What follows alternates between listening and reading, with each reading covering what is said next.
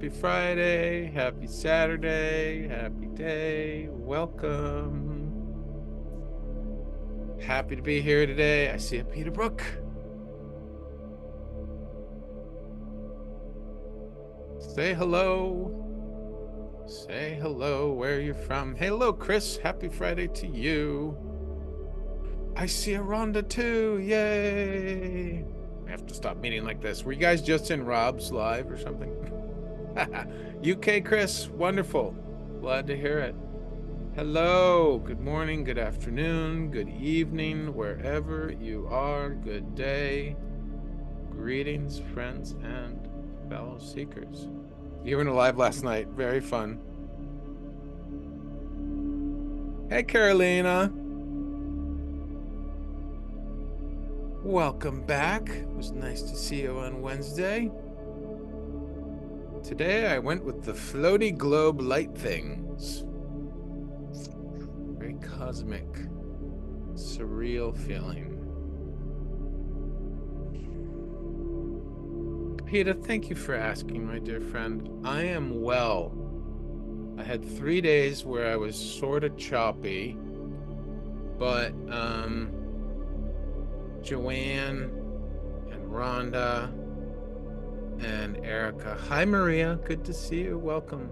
When we were on the live or on the Zoom session yesterday, they gave me some really great perspectives that I hadn't considered, and I immediately felt better. And today I am having an awesome day.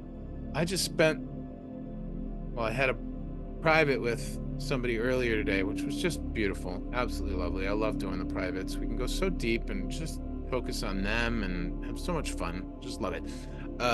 So we had a great private, and then I was kind of sleepy, a little bit needing some rest and restoration. So I had a long meditation and had these wild downloads, like saw images of beings of light and like all my past lives lining up, and then like this beam coming from below and from above, connecting at where it met my body, and then like connecting at my heart like this, and there was like this explosion of light. It was like a crazy cool meditation. Hey Dana, good to see you. And yeah, and then I just did the first part of one of Susan Sage's courses that I've been meaning to take for several months, and it's all about abundance, and then had all this writing to do afterwards. So I have really cool ideas to share with you guys today, if we get to that. Yeah, it was really amazing, and I am super excited for the solar eclipse on Monday. It's like so many amazing things happening with that, so much. And I took some pressure off myself about some of the projects I'm working on, because as those who know, it's Mercury retrograde. So I don't want to launch, I'm not going to launch my Patreon stuff till May, and instead I'm going to review a lot of stuff and look back. I'm so excited because I'm going to look back at old live streams that we've done and find like little snippets and clips that I can start posting on Instagram and stuff. So I'm feeling really good today. Thank you for asking, Peter. How's everybody else? Carolina says, so cool. Peter says, amazing. Dana says, happy to be here from Michigan with you and everyone. That's so cool. You saw that in your meditation. Yeah, it's part and parcel, Dana, of some reflections I've been having over the last maybe month. Ever since Monica came for the first time in lives. Haven't seen Monica in a little bit. Hi, Jenny. No, Carolina, the earthquake was more southern. So I'm in Western New York up on Lake Ontario. But yeah, no, didn't feel the earthquake here. But I was on a live stream this morning, and everybody in that area of the country was suddenly saying, oh my God, we just had an earthquake. Oh my God, we just had an earthquake. Yep, in Brooklyn, you would have felt it. Yep. Amazing. Crazy cool. Earthquakes have fantastic energy. I know they sound really scary. I've been in a number of them in California, so I'm not as scared as them. There was one that I woke up from when I was in San Francisco, and when I woke up, all the shelves were shaking and stuff. That one was a little scary. It was in the middle of the night. But I was in one in a high rise in Los Angeles that had been built after the big earthquakes out in California in the 80s. And so it had all the new like earthquake resilient flexible tech or whatever. So we were on like the 22nd floor, and this massive like what do they call it, 0.7 or whatever on the Richter scale, really massive earthquake was in the general area, not immediately. And I felt the vibrations of not I felt the building sway, but I felt the energy of the earthquake. And while everyone else in the office was like, oh my god, we're having an earthquake, panic, I was like, wow, this feels so cool. And I actually got an energetic high off of an earthquake, which I never thought was possible, but that was kind of fun. That was years ago, about 16 years ago. Peter says, I'm proud of myself to have finished a big task I've worked on for a week. Yes, Peter. Way to go. Noticed my reluctance to complete and pushed through that. Wow. Amazing. Amazing. I love when I do that. And you know what? Sometimes I just have to allow myself to not be ready. And that's just me practicing my own energetic type, right? If you're not sure what your energy type is, I mean, if you figured out your own flows and rhythms, that's awesome. But if you have any curiosity about your energy type, you can look up any human design stuff. Yeah, I know, right? Well, it's funny because I have discovered over the years, I'm not a doer. I am not one of the builders of the world. I'm a guide. I'm not here to hammer the nails. I'm not here to implement. I learned many years ago, even before I discovered human design, that I'm not an implementer. I'm an idea. I'm a concept guy. I'm a designer. I'm a strategist, and I'm not supposed to be the one making things and putting them together. So whenever I've had a job or a task where I actually have to be the doer, it tends to be a smidge challenging because I'd rather stay. I work better in the guiding, leading, and conceptualization. So, hi, Linda. How are you? Did you change your flower? I'm proud of you, Peter. I know how that can feel. I know you're a creative type, and so to actually sit down and work through and reach that finish point must feel amazing. Yes, the teacher I recommended, let me type it. She is wonderful. Vanessa Naja. She has great human design tracks. She's doing like this ongoing podcast where she starts at the very beginning. You do need to look up your free human design body chart. That's always recommended so that you know your types, you can know what she's referring to, among other things. But her stuff is just so easy to listen to and accessible. I just love her explanations, and I've really learned a lot from her. You did change your flower. It's a Clivia houseplant and just flowered. It's never been this prolific. I love that for you. Ron is a projector? Me too. I'm a projector. Just found out. I asked Erica to check hers, and she said she's a projector. Jenny's a projector. It's nice knowing what we are. Hello, my friends. Welcome, everybody. Anyone else who's coming in, say hi, where you're from. Are you new? Happy to meet you. Can you guys hear the music? Big question. I'm playing a video from YouTube, and I'm trying to see if... Nope, no music. Okay, so Zoom is not sharing the audio. So we'll cut that off. Oh, well, I'm trying to figure out how to get music through my system to you guys. Yeah, Linda, that's lovely. How's your new guy, Linda? If anyone's new to my streams, I'm sort of just catching up with everybody and letting everybody talk for a moment while we gather more people. I've got the new format for everybody today, and I'm super stoked and excited about it.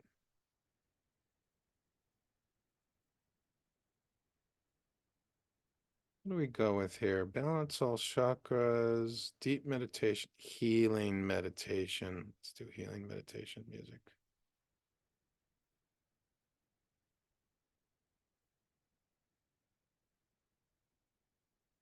What? Okay. Well, Linda says, oh, I didn't think there's anything there. We had a nice time, but turns out nothing in common. You can hear something now. Thanks, Shonda. Music, yeah. Kiss a lot of frogs. Nah. I learned a while ago that every experience in dating isn't about the other person I'm dating. It's about me getting clearer and clearer and refining my understanding of my clarity of what I'm wanting. Oh, I just got all fuzzy. Sorry, we'll let that clear up.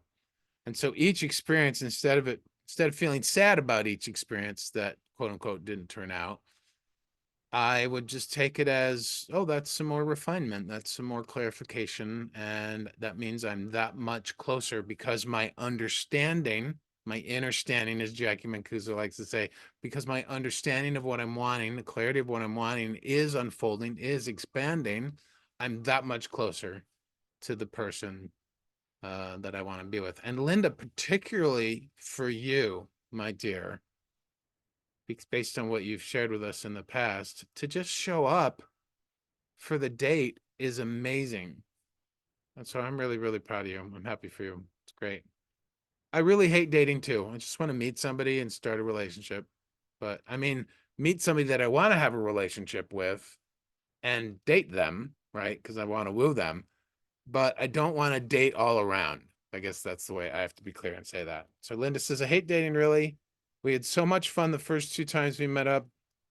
But once it became a formal date, it got weird. Oh, fascinating. Peter says, thank you, Greg. I needed to hear that, just that regarding a family dynamic that triggered me.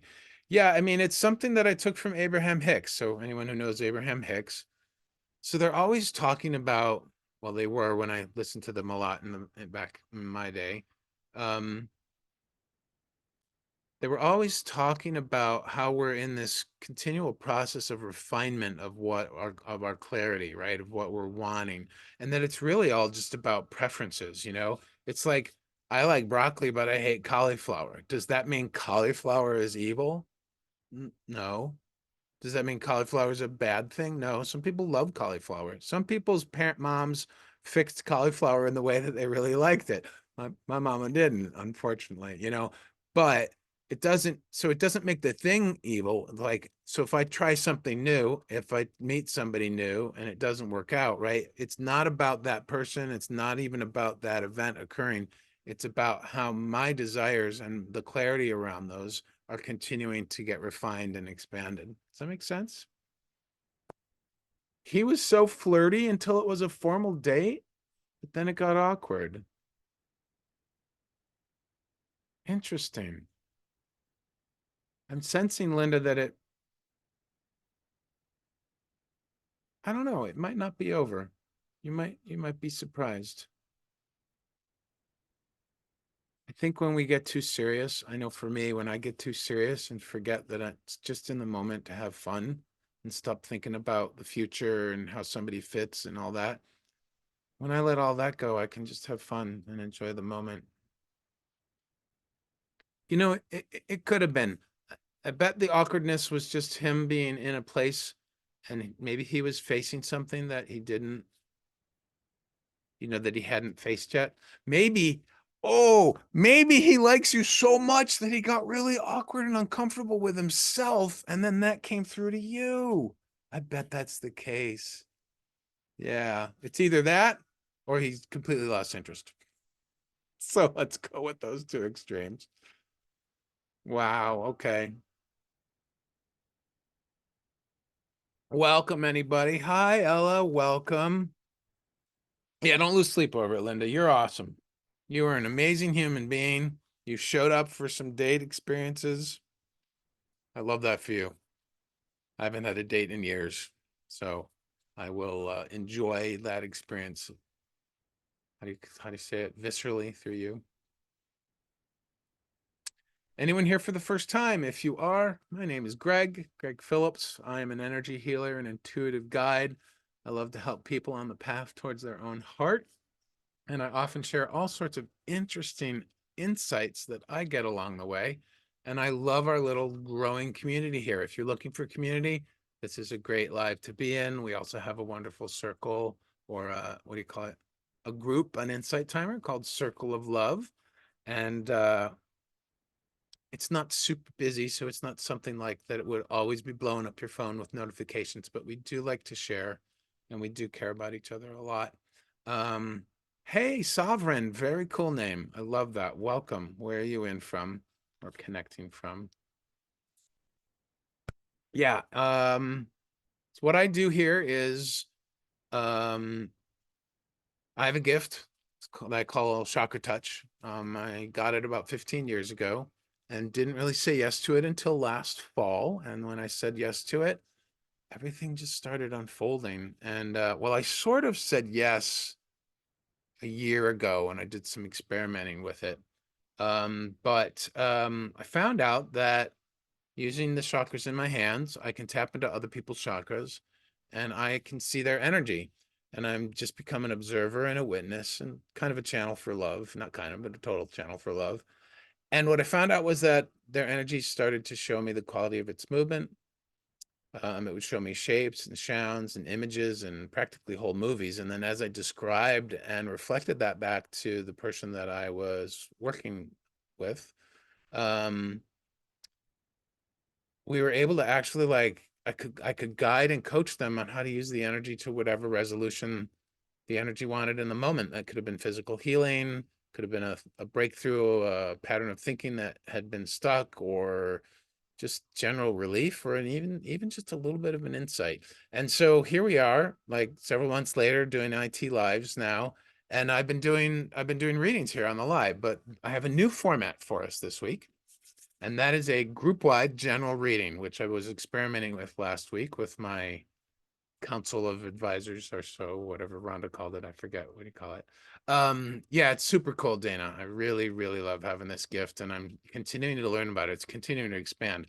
So anything goes here on my lives. We could end up having, we're going to do a group reading today, and it could end up being just a download, intuitive reading. It could be an energetic journey. I really feel they're sort of shamanic when we go on these journeys. I feel like I'm actually like in it, not just a guided visualization, but it's like a whole journey, right? And it's really powerful and beautiful how these unfold. And I do it all in alignment with the chakras, and my big message, my big thing that I care about is love. That's my big topic. Um, so yeah, that's a bit about me if you're new, and we're just waiting for a few more folks. Oh, we've got 40. That's just about enough to start. Yes, I love that for you. What's Dana saying? He's processing. Linda, I'm in the same boat. Yes, I think this is my first time, but I feel like I've seen you, so maybe not. I think I've seen you too, Dana, but maybe in another live. Hi, Carlotta. First time from Mexico. Bienvenidos. Muchas gracias por. Oh, my Spanish is so rusty. Sorry, Carlotta. Bienvenidos. I think I said that right. Pete is giving the stars and hearts. All right, my friends. This is exciting. Happy Friday. Happy Saturday. Gracias. Yes. Gracias. Muchas gracias. De nada, right? De nada. Of nothing. No problem, Linda. I'm really, really happy for you.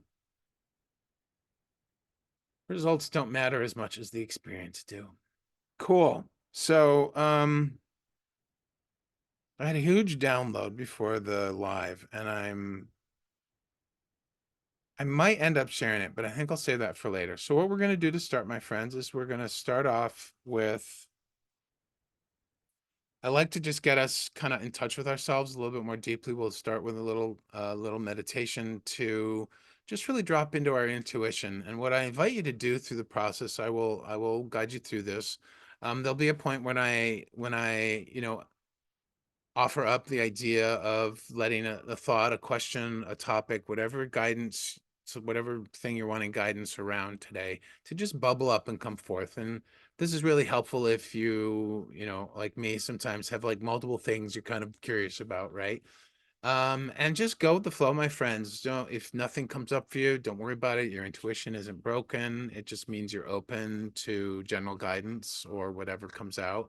If something specific comes up and your mind kind of goes like, well, that's weird. Like if a word or a sentence comes up and like, that's weird, just stick with it. It's just your intuition letting you know that maybe there's something new to look at. So just really go with the flow with it and enjoy. They're always lovely and usually quite relaxing, right, friends? Alrighty, so let's start by settling in our bodies.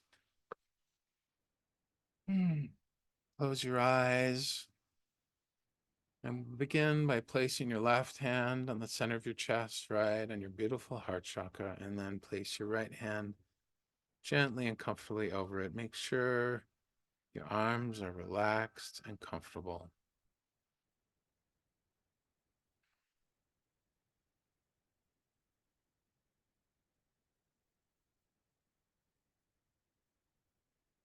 And I just want you to focus your mind's eye on the space between your hands and your body, right where you're touching your heart. Just feel into that connection.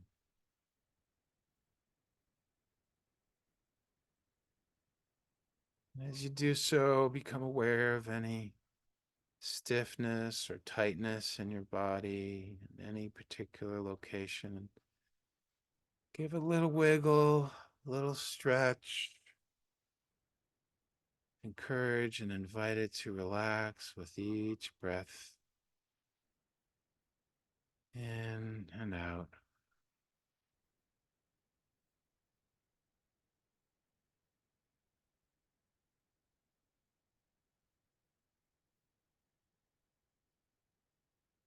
I'm aware of your feet flat on the floor, the connection to the chair you're sitting in, whatever seat it is, the material that your body is touching. Perhaps you're laying down, so become aware of what body parts are touching and connecting to that piece of furniture. You may be standing and working. Whatever position you're in, just become aware of all the different ways in which your body is connecting with your surroundings.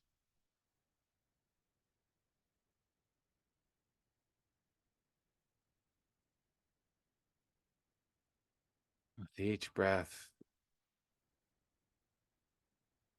drop deeper and deeper into the stillness and the presence of the moment.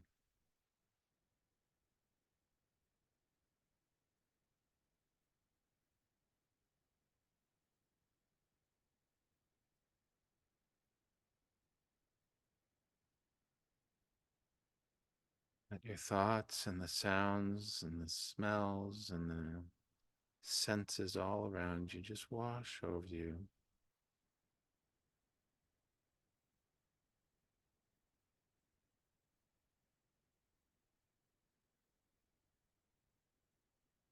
And as you drop in deeper and deeper, with your mind's eye, picture your hands reaching deep into your heart space, reaching out for your very essence of your heart.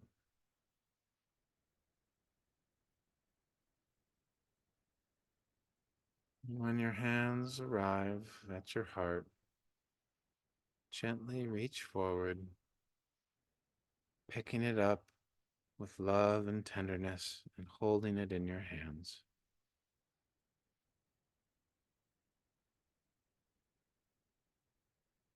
Here's your heart,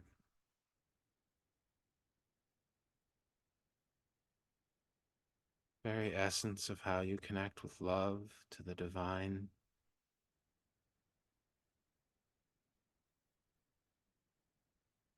Come deeply enamored and fascinated with your heart, the energy that flows through it.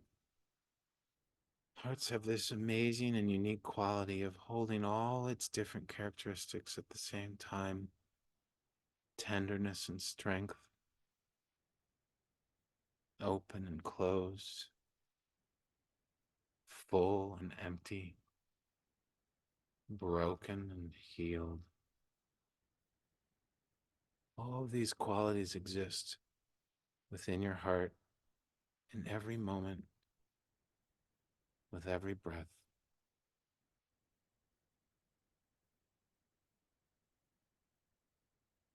The energy of our hearts is one of the most pure and true expressions of the moment and our connection to the divine and to everyone else.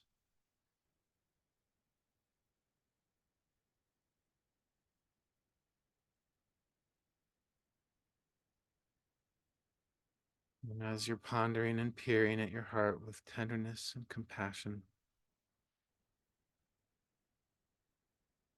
allow to arise and bubble up from deep within you a question, a topic, an intention, or just a knowing and a sensing. Whatever you're wanting guidance on this beautiful day today, allowing yourself time and spaciousness for this to bubble up.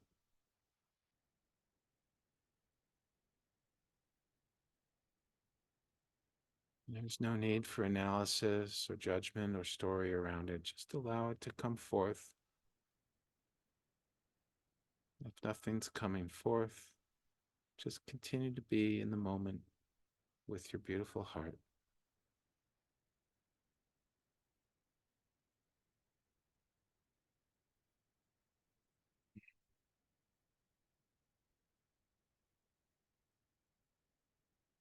If something's coming through, but it's a little fuzzy, just create a little more spaciousness in your heart for it. Invite it in.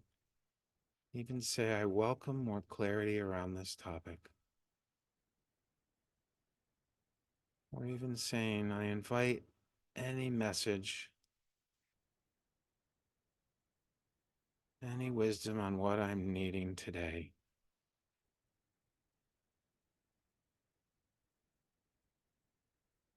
In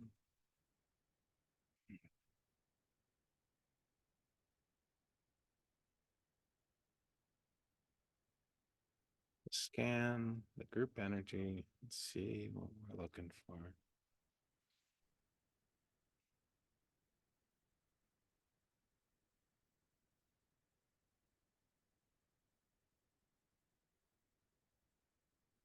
Mm.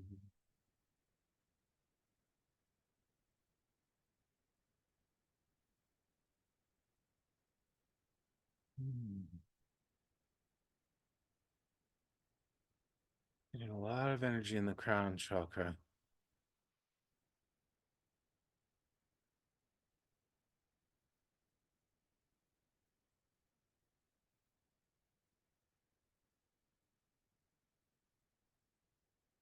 Mm.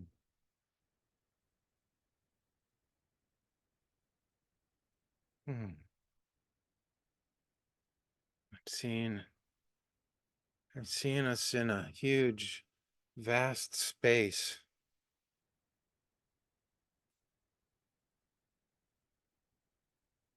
There are many, many figures there. Beings of light and stardust. Beings of beauty and peacefulness. It's like we're at a large party in a huge, beautiful ballroom. You can't see any walls, but it's a beautiful space.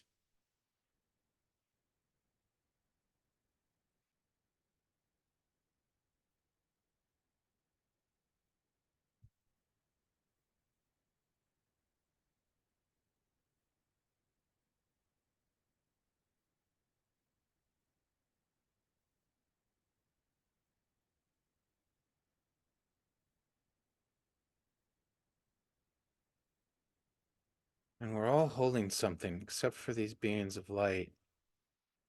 And they're mingling around with us. They're mingling through the crowd. And they're coming up to us and they're touching us on the shoulder or on the arm. And just with a gentle, loving look, without even saying anything, they're inviting us to,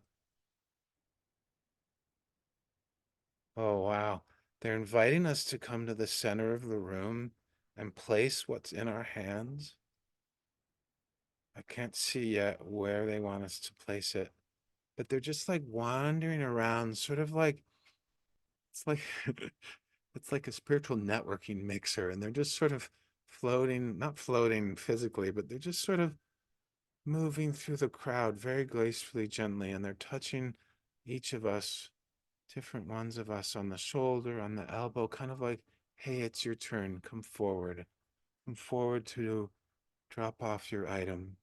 And they're not even saying anything, and you would just know when they touch us that it's our turn.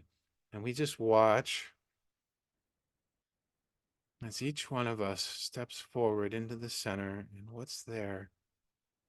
There's a large, there's a large, wide mouth. What do you call it? It's like a basin. Um, it's not an urn. It's a brazier. It's a large brazier. And as you walk up, just picture yourself walking up to this large brazier. It's bronze or gold. It's sturdy metal, but it's beautiful. It's ornate. It's decorative. It's also functional. And as you walk up to it, stop for a moment and look down. Whatever hand the object is in, look down. What is the object in your hand? Take as much time as you need to look and see what this object is. Don't try too hard, just let it unfold, my friends. Sometimes on these journeys, we just need to keep an open, allowing, and spacious heart.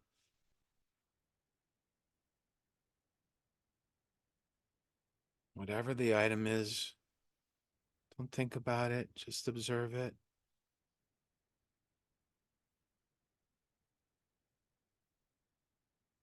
Mine is a scissors. Interesting.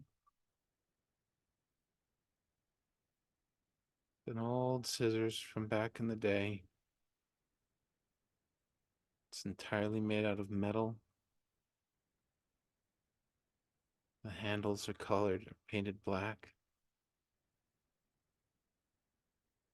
The blades are a beautiful metallic silver, and it is very, very worn.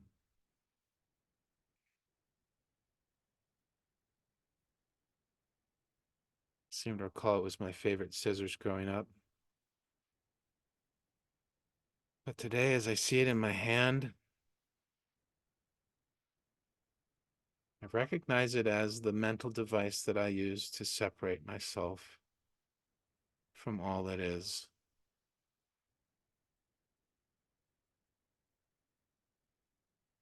It's representative of all the different ways I think that blocks me from source, that cuts me off from love, cuts me off from who I truly am. It cuts me off from all my potential and all my becomingness.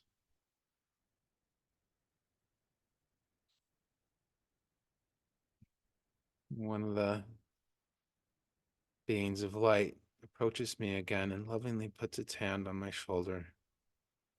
And if you're feeling hesitant of putting your object into the brazier, just allow one of these spirit guides to come towards you and offer loving support, resting their hand anywhere that feels comfortable. They gesture at the basin, at the brazier, and they're letting us know that it's okay to let this go. It's okay to let this go. Trust the process. trust that we will be okay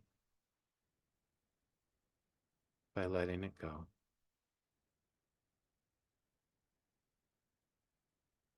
And then toss it into the basin, toss it into the brazier.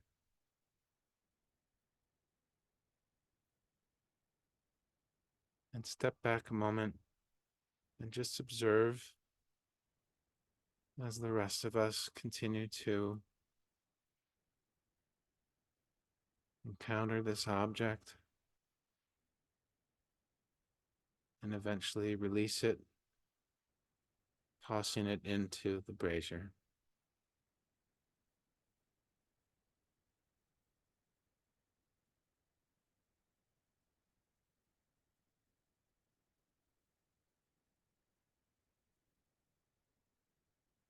And just as you stand waiting while the scene unfolds, just take everything in, my friends.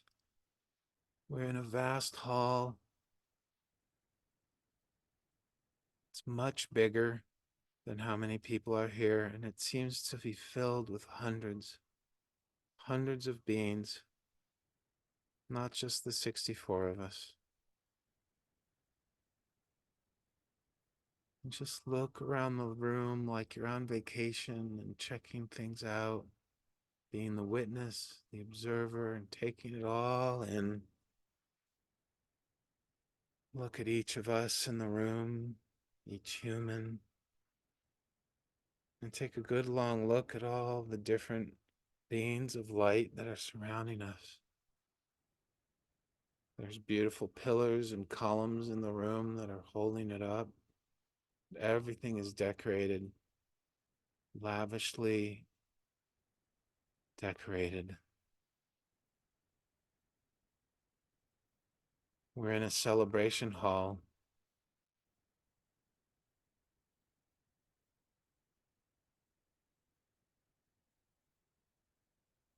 We're attending a surrender ceremony, a rebirth of sorts.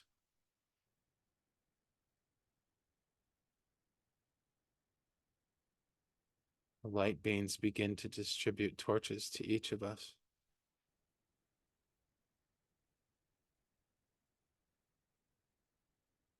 And they gesture all of us to move forward. Apparently this brazier is massive, because we all reach the rim, the perimeter of it, holding our torch.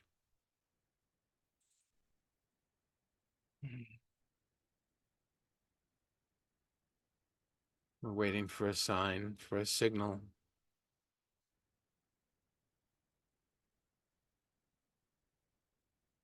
Breathing gently, feeling the anticipation and the expectation.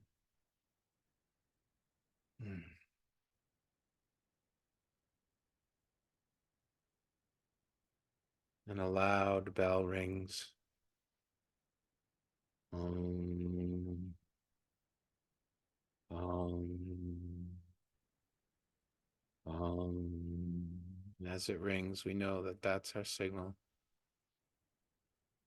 And just drop your torch, throw it in, whatever gesture you want to make, whatever movement feels right.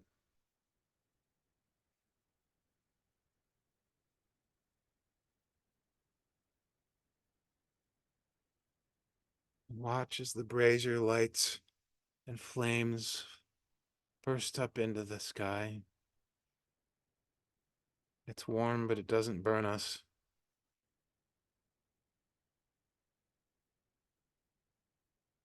And as the flames rage, showing their power and then putting off their heat,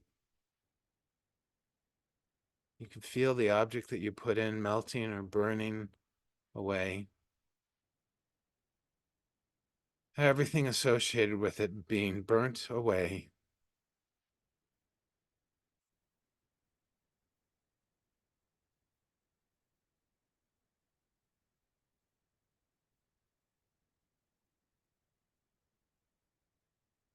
And as the flames flicker higher and higher,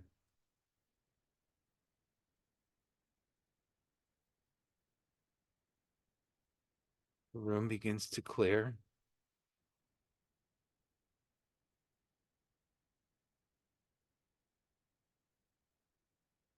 And you can still feel everyone, but eventually it's just you standing there,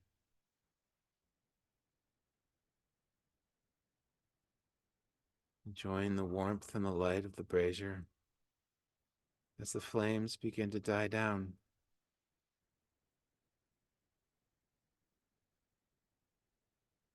The brazier turns into a beautiful golden table, and there is a single object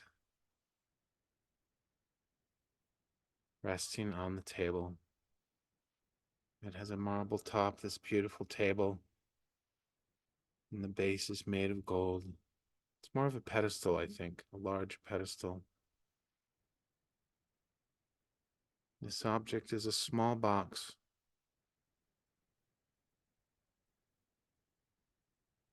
Before you reach over and pick it up, take a good long look at it. What is the box made of? How is it colored? Are there any adornments or decorative aspects to it? What size is it? Does the top slip off? Or is it connected with a latch and hinges, and does it hinge upward? Just take in every single possible quality of this box.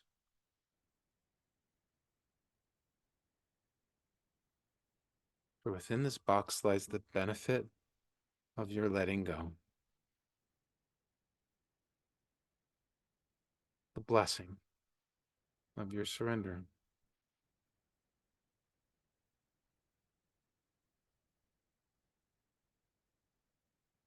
And you don't have to pick it up if you don't want to. But now is the moment to decide. Do you wish to pick it up, or do you wish to leave it there? There is no right and there is no wrong. There's just you and the box.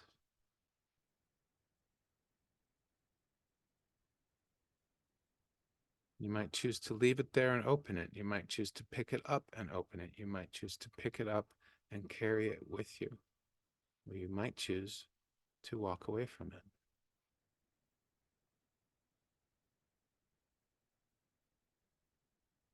Whatever action you choose in this moment, keep your mind's eye and your mind's ear open to the message that is coming through from this box.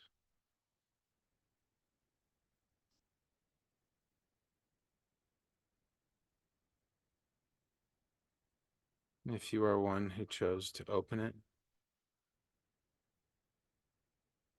gently do so now.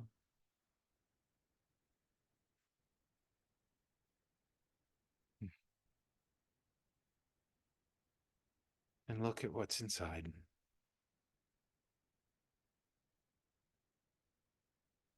Take out the item, placing the box back on the beautiful ornate pedestal.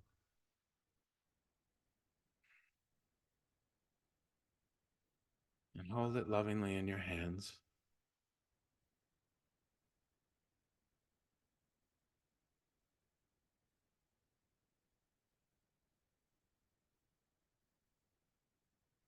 I welcome the message that you have for me today,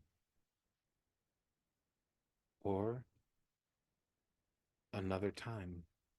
Sometimes our messages come in the moment, my friends, and sometimes they unfold through a friend, another live stream, a future meditation, or a future energy journey.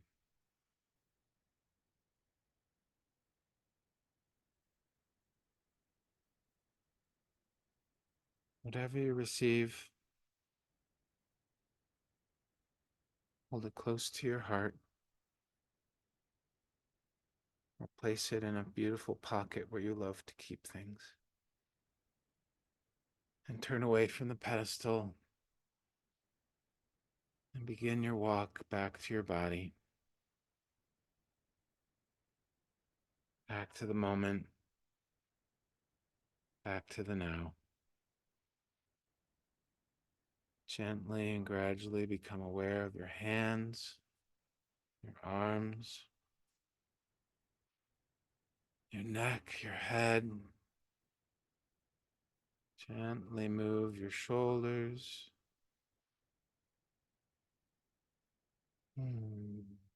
Wiggle your head, your arms. Massage your hands if you need to.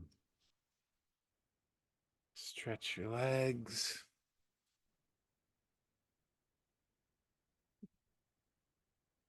And slowly and gently open your eyes. Welcome back to the moment.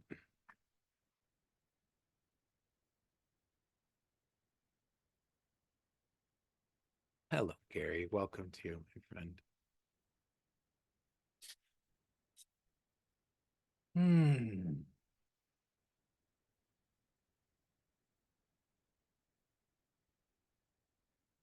Well, that was fun.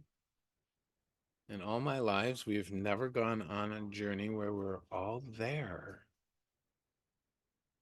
You're welcome, Maria. Welcome back. And Kimmy's here. Hi, Kimmy. Oh, my friends.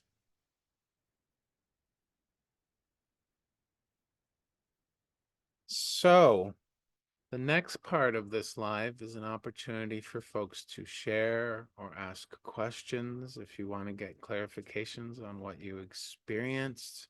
All of that is allowed and okay. If you are simply gobsmacked right now, just enjoy it, be with it. If you don't understand what happened, I encourage you and invite you to stay in your heart and not in your mind. There is no amount of analysis or figuring out that will make sense of what just happened for you.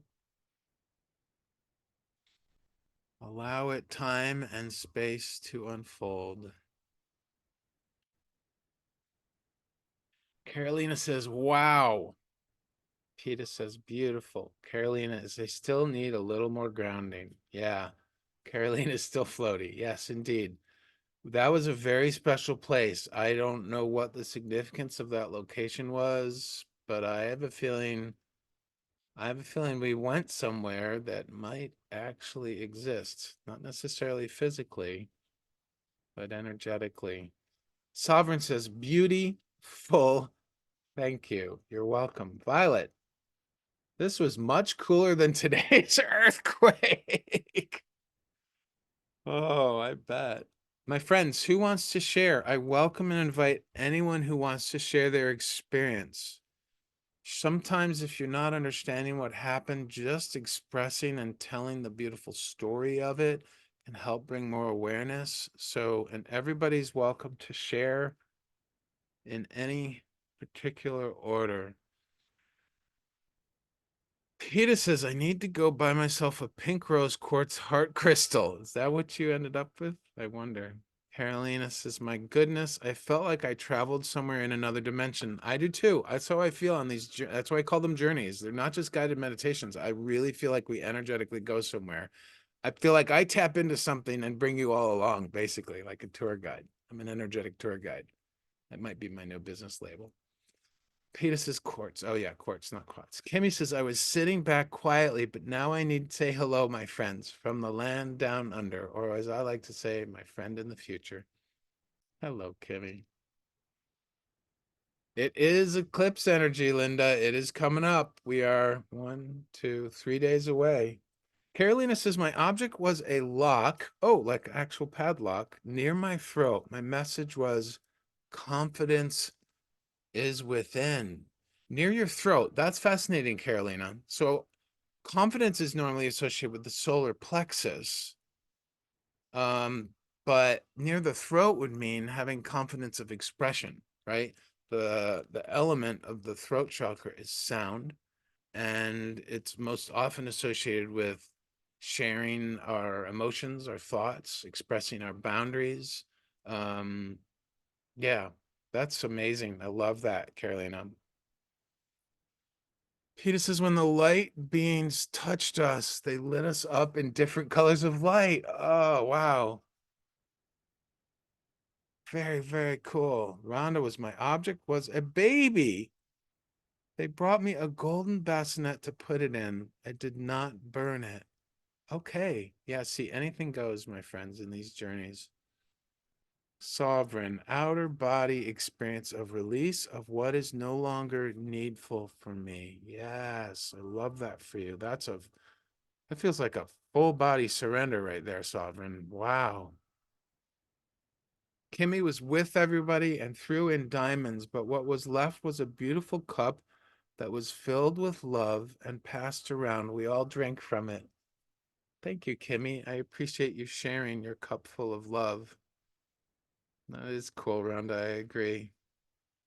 PETA initially found a large amethyst in my hands, which is downstairs. Oh, she actually owned this. Very cool. Bringing that back to my sacred space. Lots of heart healing. Mm, very cool. Mm.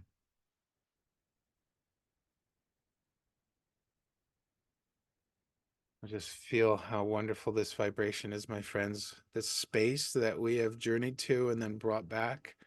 And we are holding right now for all of us, and not just all of us here, but everybody we come in contact with, everybody on the planet.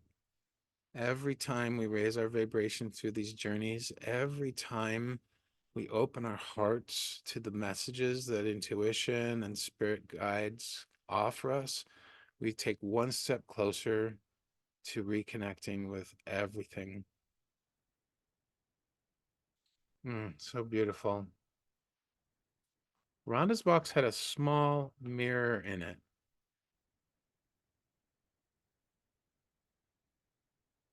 Peter saw a large marble basin before you said basin. Yeah. Oh my God, Peter.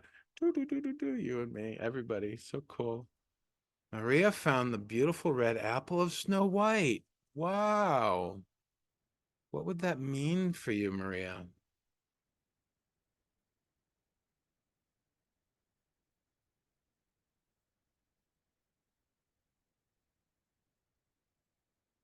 Something enchanted, perhaps? Was that her enchanted apple? Hmm.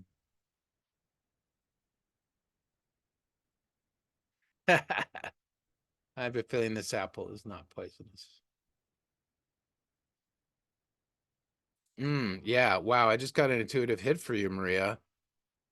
Wow. Okay. That apple represents biting in the apple is your passion, your desires. I'm not talking sexually, I'm just talking your passion for life, like biting into it, like fully biting into it, the pleasure, the enjoyment, very sacral energy, very, very engaging with the essence of life by taking a bite out of life, like really being willing. Yeah, I'm totally feeling that. You or the apple of wisdom as well. Yeah, that works too.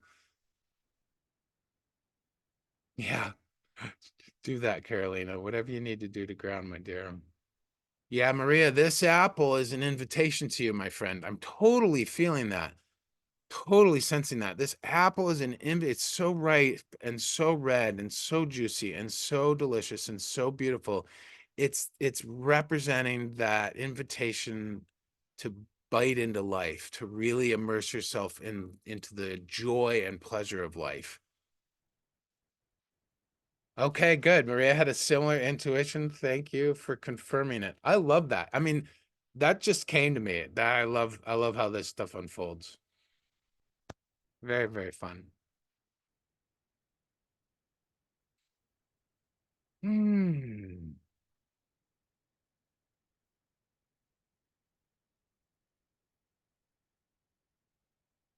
Carlotta saw a tiny pure gold house.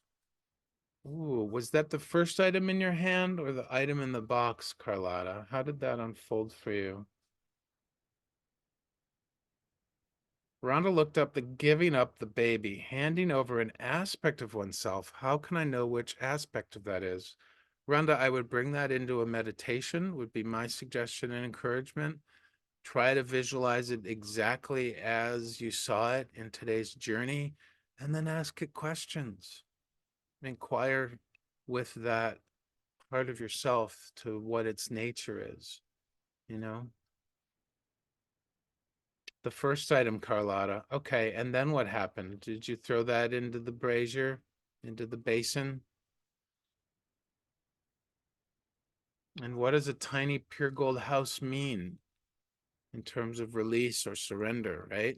Because that was the item, the first item in our hands was something to surrender and release, something to give over to spirit.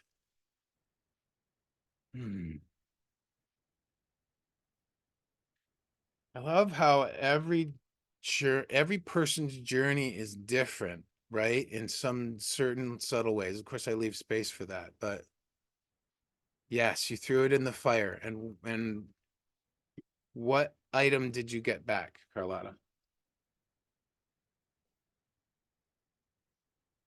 In the box. Kimmy says, when the flames took off, the roof opened to reveal the sky and beautiful universe. Yeah, that was the vibe I was sort of going for, Kimmy. Although my room had no walls. You fell asleep after you threw it in the flyer. Okay. That means you needed some rest, my friend.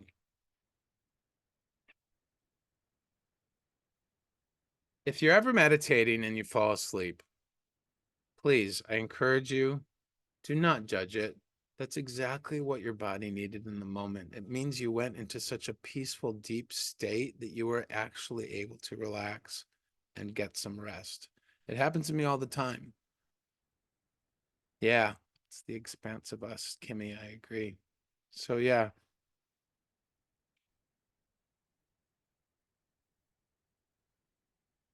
very cool. Any other sharings? Does anyone have a question? There's my friend Laura. Hi, Laura. Good to see you. Any questions about what happened? Any other questions? Rhonda already asked one. I think somebody else did too. How are you feeling after that? I am feeling invigorated and relaxed.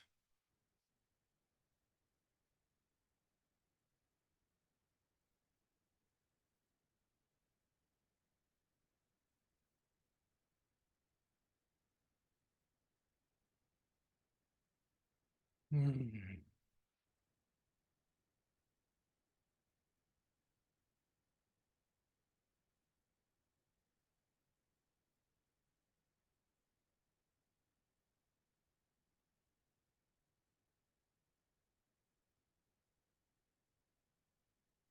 Peter says the crystal was on fire at one stage, showing me to ignite my heart with passion to override brokenness. Yes. Yes. Oh, Peter, the crystal was on fire, showing you to ignite your heart. I'm going to offer a slight reframing. Igniting your heart will transmute the brokenness, my friend. The question is, what are you transmuting it into? What do you want to transmute it into?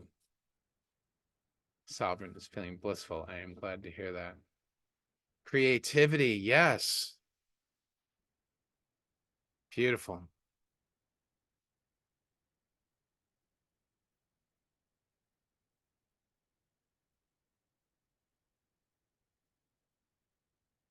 Remember how in the beginning I was talking about the qualities of the heart, Peter?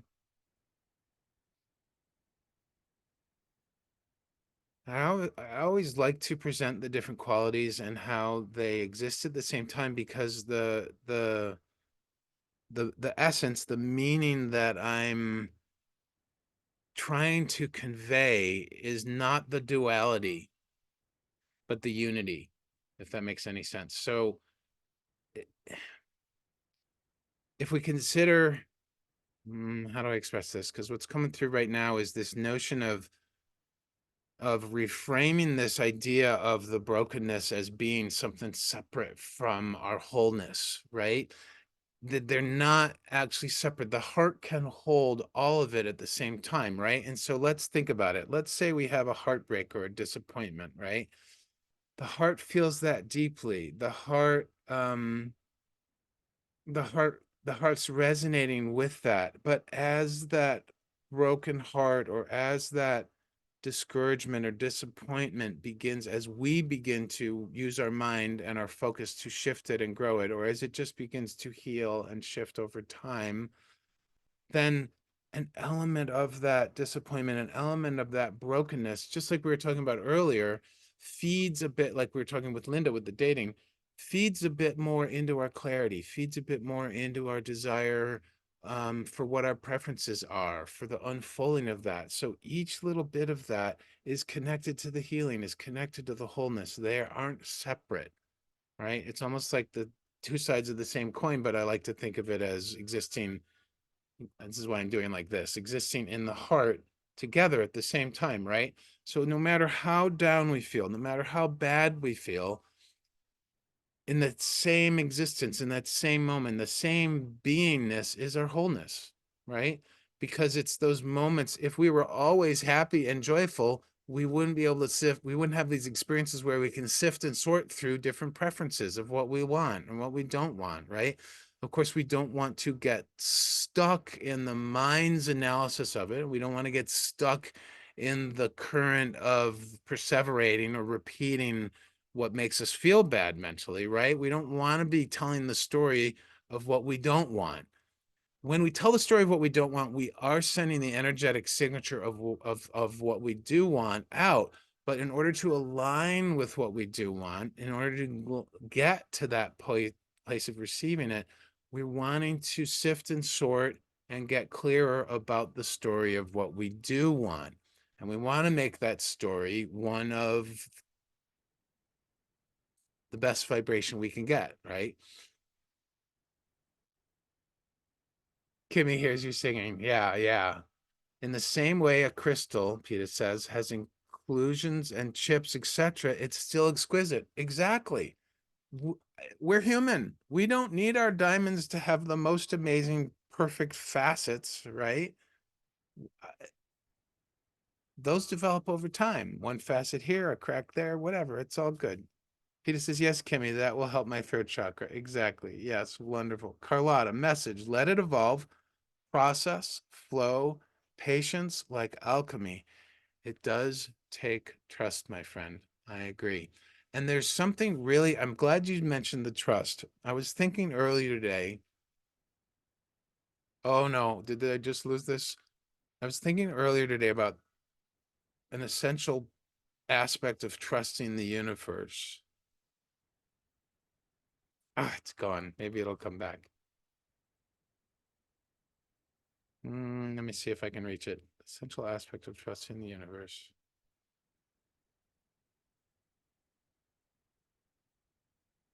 Oh well, it's gone. It was really cool. I'm sorry I didn't write it down so I could share it with you guys. But there's something that came through about an essential aspect of trusting the universe. It was something about believing.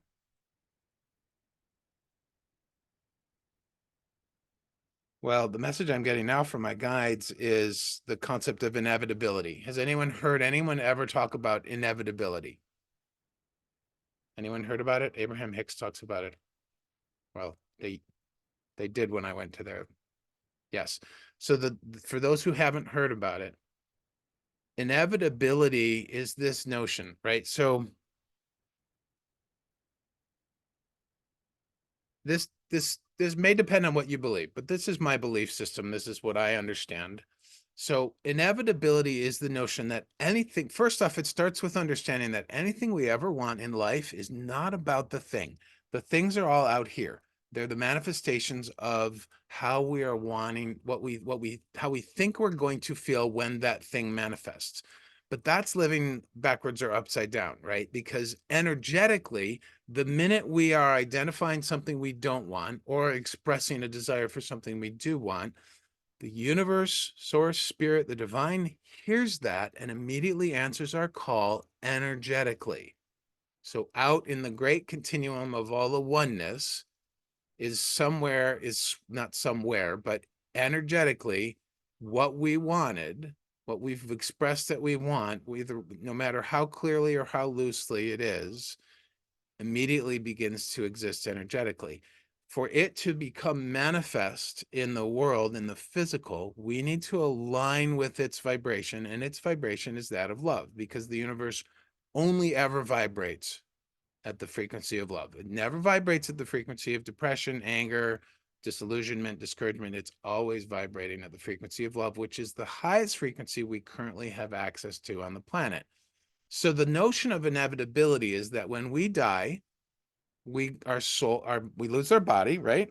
Body, personality's gone, all of our personality characteristics are gone. Those are all released and surrendered. The soul and all of its energy returns back to the oneness of source, and we immediately get to feel the way that we wanted to feel about all these things. So whether something manifests physically, oh, I'm needing this reminder. Thank you, guides. Whether something manifests physically in our existence to our physical awareness or not is irrelevant, because it is inevitable one way or another. And this might sound a little morose, but it's just along with this sort of understanding that whether we get it now while we're alive or whether we get it when we die, one way or another, we're going to end up receiving that, because we've put it into the energetic field and it is there just for us. Nobody else can take it from us. It's nobody else's. It's ours that we've tucked away into the energetic field. We may never line up with it energetically in life, but we might end up doing that when we die. And so one way or another, everything we ever want we will inevitably receive. And trusting the inevitability of things is really difficult.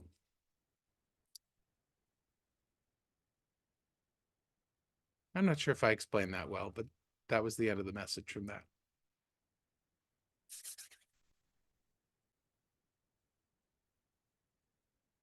Hopefully whoever needed to get that and hear that or understand that did.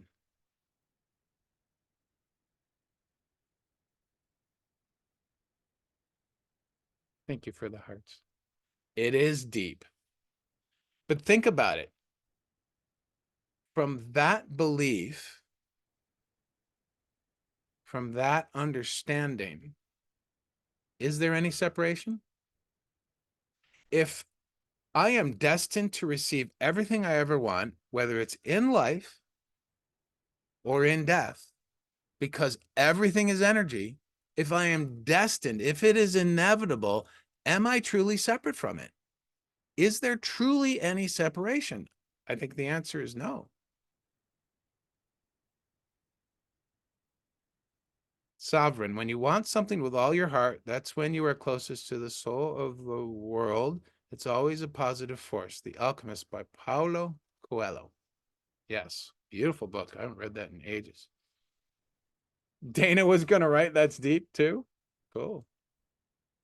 Yeah, the myth of separation is what really throws us off, my friends, right? And it's very much occurs like the block of the crown chakra is this illusion of separation, right? That's what gets us in a way, because the blessing, the benefit, the boon of the crown chakra is our divine connection, our connection to the divine, right? But when we think we're separate, what do? Well, there's that scissors that I threw into the basin, right? We cut ourselves off. We don't truly cut ourselves off. My belief is that because we are energy and we're always connected with love, we're always connected with the divine, just that we have a dial, and we either dial it all the way down to 1. There's no 0 on the dial. We either dial it down to 1 or we dial it up to 100. When we're down at 1, it's almost the same as 0, but we are still always connected. We've just cut off the flow. We've cut off the current, and we've dialed it down so low that it's really just like a drop out of a faucet, a trickle, if you will. And instead of that, at 100, it's this powerful, flowing, beautiful river. Hello, Shelley. Good to see you. Welcome. We are close to wrapping up, but it is nice to have you here. Any more sharing, questions, comments, anything anyone wants to express how they're feeling? Oh, Eva, you share it in the journey or in real life? Eva says, I buried my father's body today. Oh, wow. Blessings to you. Wow. Hmm. Yes. Take good care of your heart, my friend. Hopefully you were here for the journey and the guidance that came from it. If not, please come back another time, another day. Anything else anyone wants to share about the journey today or any questions about the guidance they got? Yes, I look forward to seeing you again, Eva. Oh, look at that. 1 hour, 11 minutes, 11 seconds just went by. 11111. That's so cool.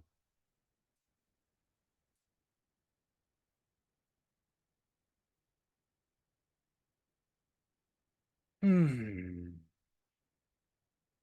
Well, thank you for being here today, everybody. I just love these lives. I love how courageous and open-hearted you all are, and your willingness to go on energetic journeys with me or listen to the intuitive guidance that my guides throw in our general direction. I hope that you enjoyed this new format. I really love this new format. I feel like more people get a benefit. I know the old format, I used to do one person at a time and make a list and all that.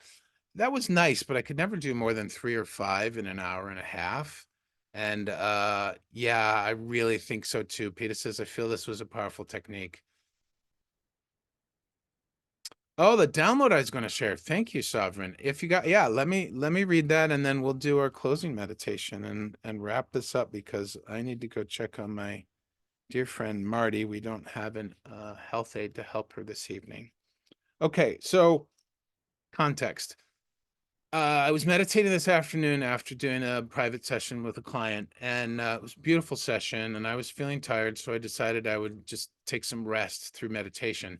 And I ended up having all of these wild images. And I was in this really, really high vibration state, like light beings and past live images of like myself, and then seeing my past lives kind of um like appearing behind me, but in a way that where it was all tied together, right? So I was feeling this kind of sense of continuum, right? So then I took one of these, I did a meditation from a course from Susan Sage, who's a beautiful teacher, and I Insight Timer here if you're looking for any more guidance or anything. She's lovely, from New Zealand. Great gal, like dear friend. And so I highly invite you to follow her as well as me, of course. So I was doing this meditation that she had on a course, and it was meeting my future self. And it was just this really, really profound experience. And then afterwards, she said, I encourage you to take a moment to write down what you got from the meditation. So this is what I wrote. Everything is part of a continuum, not just me, not just love, but everything, every thought and idea, every action, meaning every action I take, every feeling I have, everything I want, everything I desire, every desire, a continuum that stretches out across all my lifetimes, all my current life, all my happenings, all connected as one, always expanding, never regressing, always moving forward, never going back, always adding to the previous happenings, never detracting. Trial and error, which is a part of my human design, um, which I won't get into right now, but trial and error is actually consider and discern, attempt and adjust, respond and refine, reach out and refine. There is no failure, no loss, because each idea or action adds to the whole along the continuum. Instead of thinking and speaking in terms of time and space, we can reframe everything in terms of connection and expansion, or oneness and movement. So the last part was really, the continuum is something that this concept that came to me about a month and a half ago that I've been working with. I'm not really working with, but allowing to percolate. Let's put it that way. And what's new for me is this notion that because when the continuum idea came to me, it was coming from of the symbol of the infinity symbol, and how it's like one continual motion, right? And I could feel the motion, like love as a continuum, like not just a feeling, but an energy, a force, that's force that exists as a continuum. But now I'm getting the sense that everything that I experience in life is adding to that, right? Because we are the co-creators, as you've heard many people say before, I'm sure. But I've always thought of that as co-creator of an object or co-creator of an experience, right? But what I'm realizing in this insight, this download, is that we are adding to the expansion. And I've heard this before, but every thought we have, every desire, every happening, every experience is adding to this continuum. It's adding to this oneness that is just continuing to expand. And since there is no time and space, if we reframe, I'm not with an M, R-E-F-R-A-M as in Mary, E.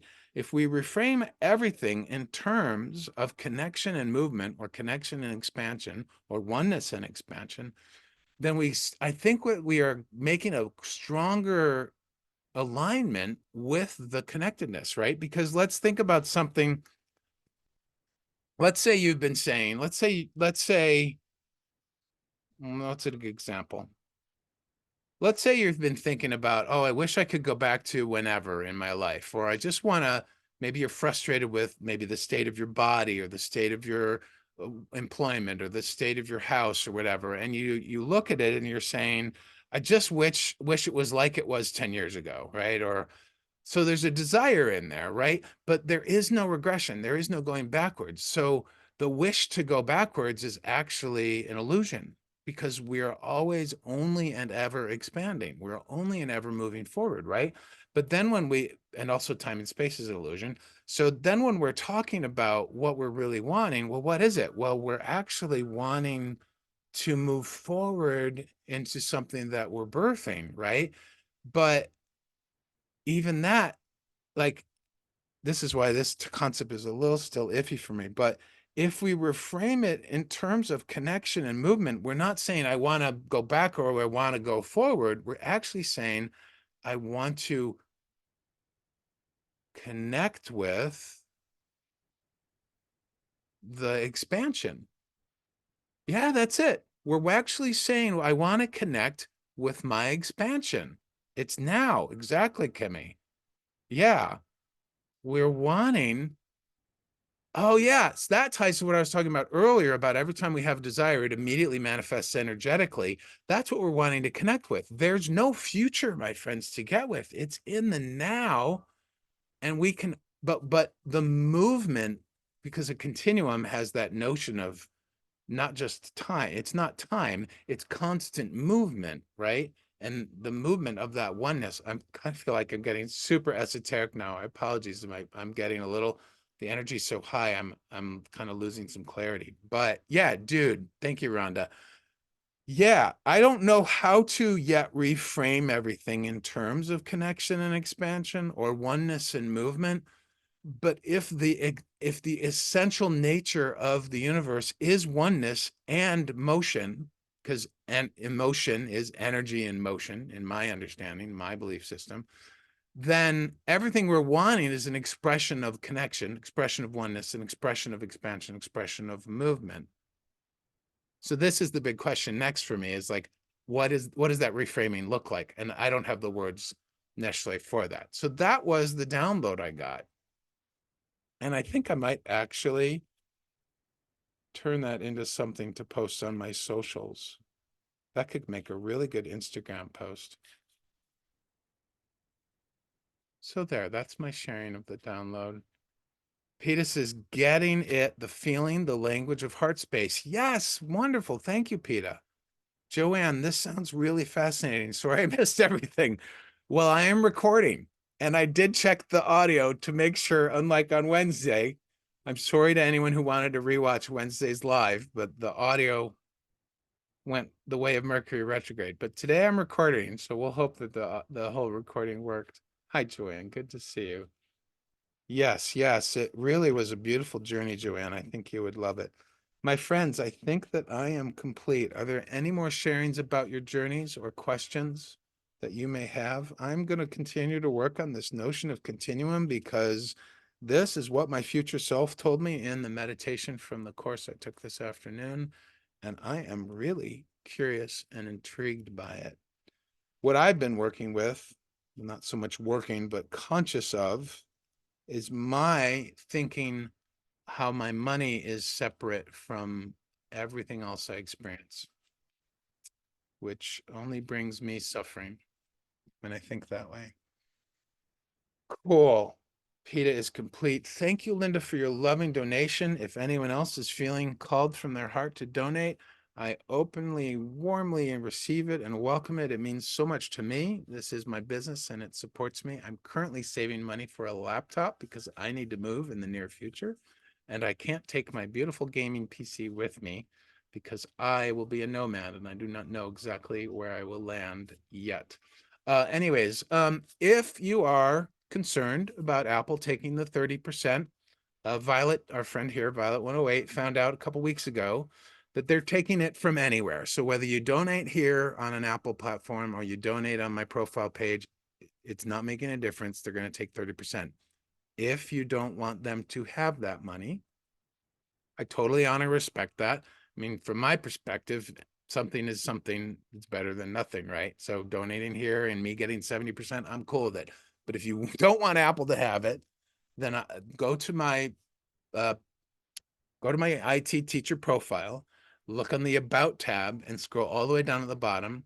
I have my link, yegreg.com, and that points to all my link tree. That's my link tree link. It has all my socials, and at the bottom is my PayPal. So you are welcome to donate through PayPal, which is also nice because that comes to me immediately versus having to wait a month from Insight Timer. And I don't care either way. It's all good with me.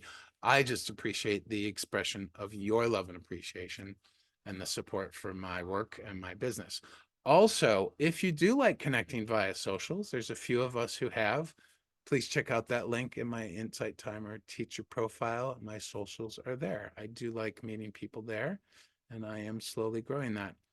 If you loved and enjoyed this session today, please come back. I'm here every Wednesday and Thursday right now. I do have an occasional Sunday, and this will be the format going forward until a new format is revealed. I hope that the regulars don't miss the old format. I don't. This is a joy for me. I love this.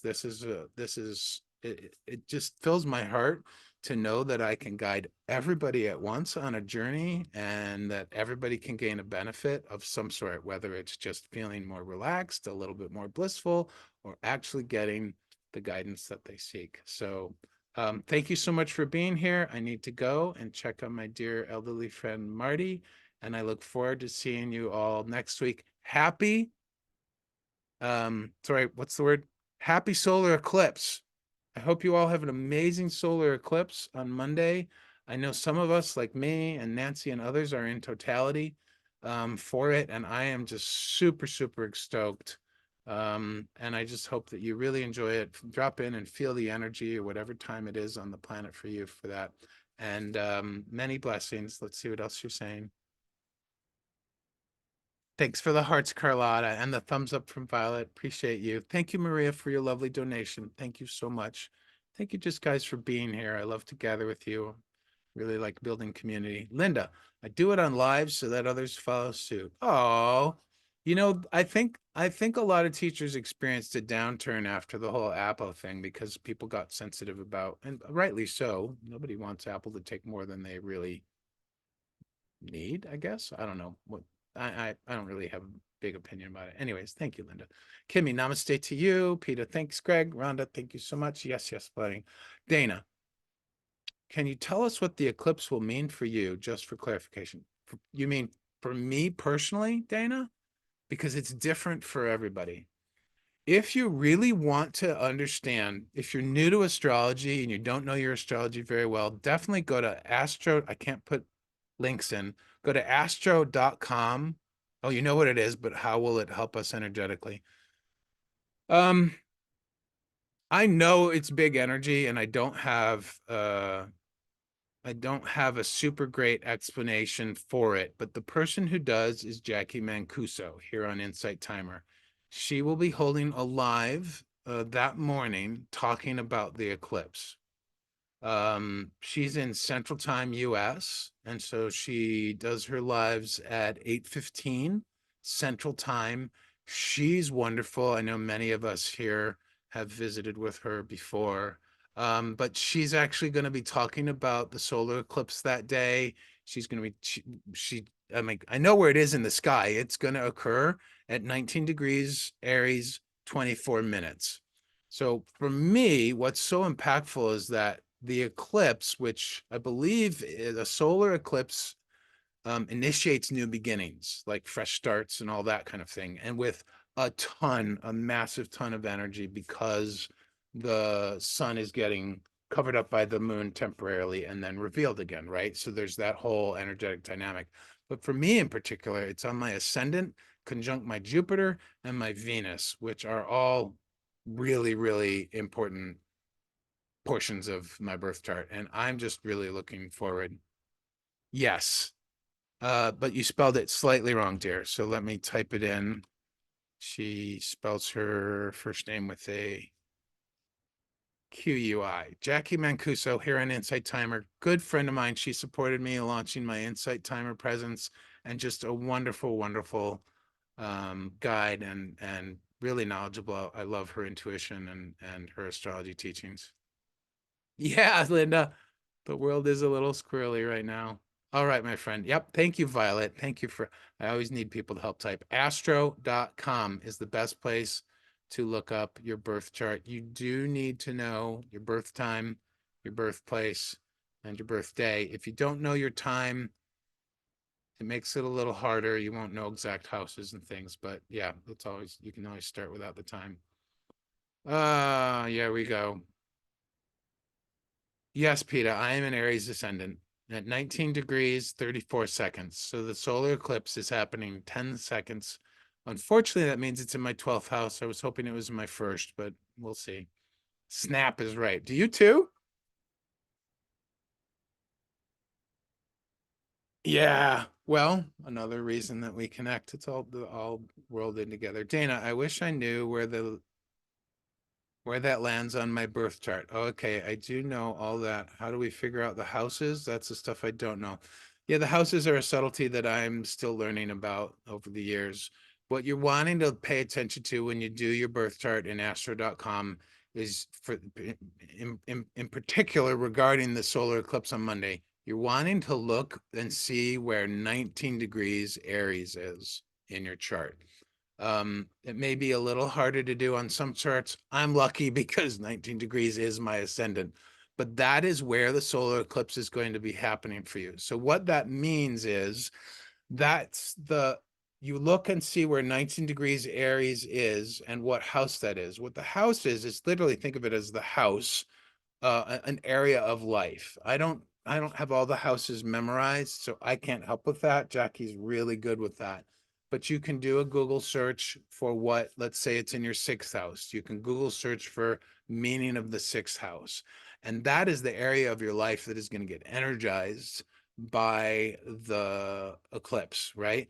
If you have any planets there, all the planets hold a certain energetic meaning, and they have a certain effect on that house and that area of life. So it all combines together in a unique way that I can't fully explain. That's why I refer everybody to Jackie, and to see her lives. Yeah, what's Violet saying? I use an app that tells me where the houses are for me. It's called Astro Matrix.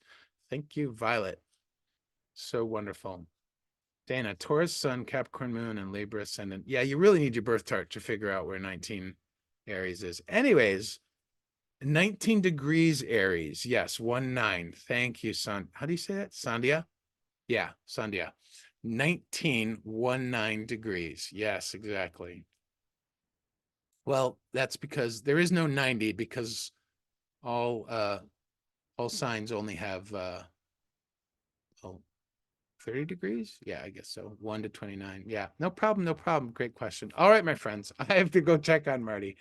Many blessings and lots of love to you. Thank you for being here and going on our beautiful journey of surrender and guidance today. I'm sending you all my love, and I'll see you soon in a live of mine or somebody else's. Be well and have a great eclipse. Bye-bye.